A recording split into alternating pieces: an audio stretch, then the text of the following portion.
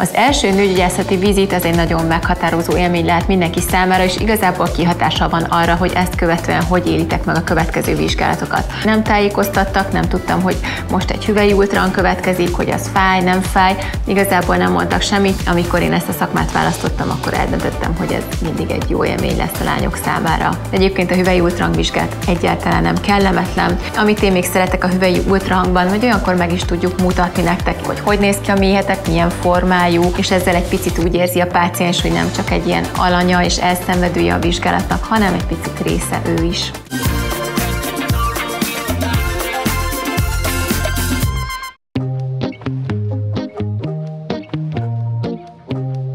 Sziasztok, én Krauth Barbara, szülésznőgyász szakorvos vagyok, és a mai videóban arról fogunk beszélgetni, hogy mit kell tudnotok a nőgyógyászati szakmáról, mikor kell nőgyógyászhoz fordulni, milyen gyakran kell járni, és egyáltalán mi történik egy ilyen nőgyógyászati vizit során. Az első nőgyógyászati vizit az egy nagyon meghatározó élmény lehet mindenki számára, és igazából kihatással van arra, hogy ezt követően hogy élitek meg a következő vizsgálatokat. Gyakran találkozom ilyennel a rendelőben, hogy valaki elpityergi magát, vagy nagyon-nagyon szorong, és ezt látszik, úgyhogy megpróbáljuk oldani a hangulatot, mert hogy az első élménye annyira negatív volt, hogy utána mindig arra gondol, hogy ez is az lesz.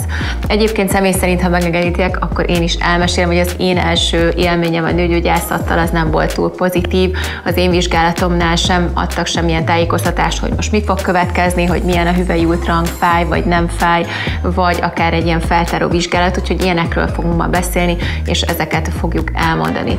Azt, hogy milyen volt az első élmény, az azért is nagyon meghatározó, mert ha belegondoltok, orvossal igazából, ha egészséges fiatal nők vagytok, akkor ilyenkor találkoztok egyedül egy évben egyszer, és ez egy nagyon fontos kapcsolat lehet, hogy mi megkérdezhetjük, hogy általánosan hogy vagytok, vagy egy labort meg tudtok mutatni, hogy ez egy fontos kapcsolódás a nőgyógyász és betegek között. Az első nőgyógyászati találkozó az egy nagyon meghatározó élmény lehet, hiszen nem mindegy, hogy egy pozitív élménnyel távozunk, vagy pedig valamilyen trauma ér minket akár. Úgyhogy ez nagyon fontosnak tartom, hogy jól válasszátok ki a nőgyógyászt. Nem feltétlenül számít az, hogy férfi vagy női, igazából az empátiás készség is az, hogy meg tudjatok mindent beszélni, kérdezni, hogy úgy érezzétek, hogy biztonságban vagytok. Egyébként mindig lehet egy kísérő is, aki veletek megy, ezt mindenhol engedélyezik, és az igazából bárki lehet. Én személy szerint az én élményem sem volt kellemes, még fiatal lányként, amikor nőgyógyászhoz fordultam először, akkor kifejezetten egy ilyen kisebb trauma ért azáltal, hogy nem tájékoztattak, nem tudtam, hogy most egy hüvely ultrahang következik, hogy az fáj, nem fáj. Igazából nem mondtak semmit, sőt egy kisebb orvoscsoport is bejött a vizsgálatra megnézni, hogy hogyan is zajlik egy ilyen vizsgálat és orvostallgató formájában, ami elég ijesztő volt. Akkor utána évekig nem is fordultam nőgyógyászhoz, pedig tudtam, hogy ez milyen fontos.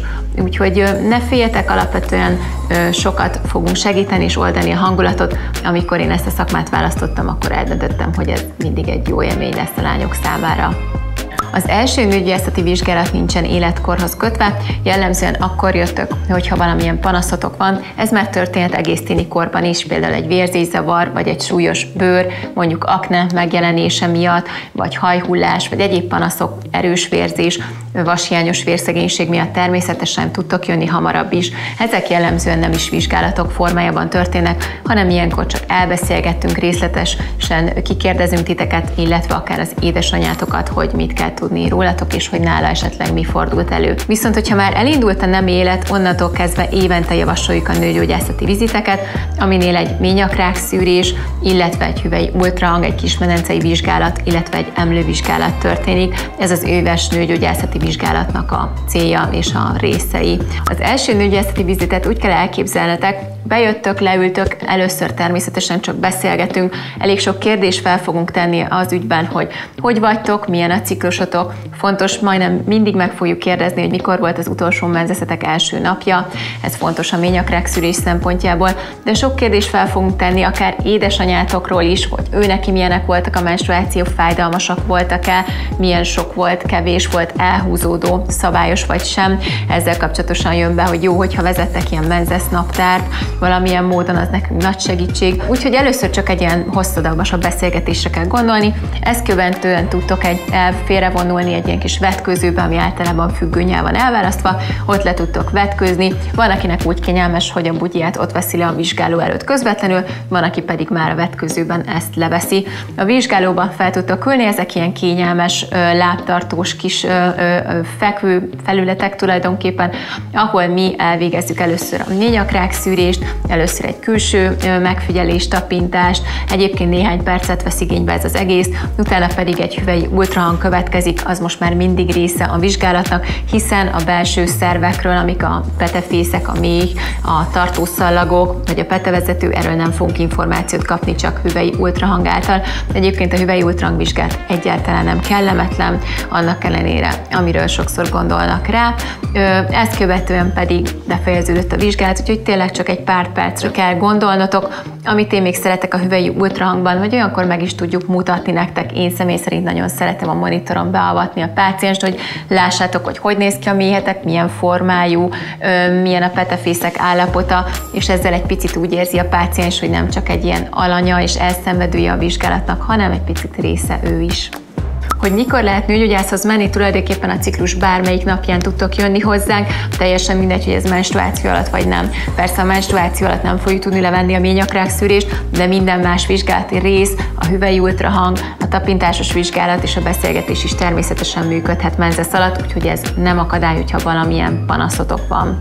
Ményakrák szűrésre, hogyha nem élsz nem életet, akkor 21 éves kortól ennek ellenére javasoljuk az első alkalmat, hiszen hiába vagytok beoltva HPV elleni védőoltással, adott esetben a HPV azért akkor is okozhat fertőzés, csak jellemzően nem jut el súlyos betegségig, úgyhogy ményakrák szűrésre mindenképpen 21 éves kortól javasolt.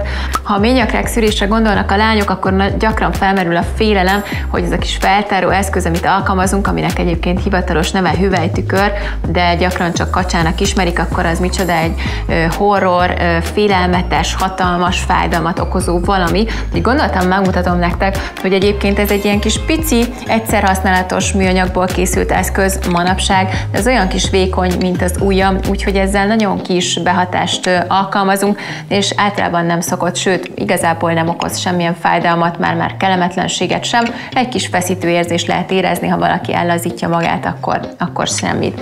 És azt, hogy mivel sodorjuk le a sejteket, az pedig ilyen kis szempillaspirálszerű kis puha sörtéjű kefével, amit láthattok, ezzel sodorjuk le itt a kis kacsán keresztül a ményakból a sejteket, és ez semmilyen fájdalmat és egyáltalán semmit nem okoz.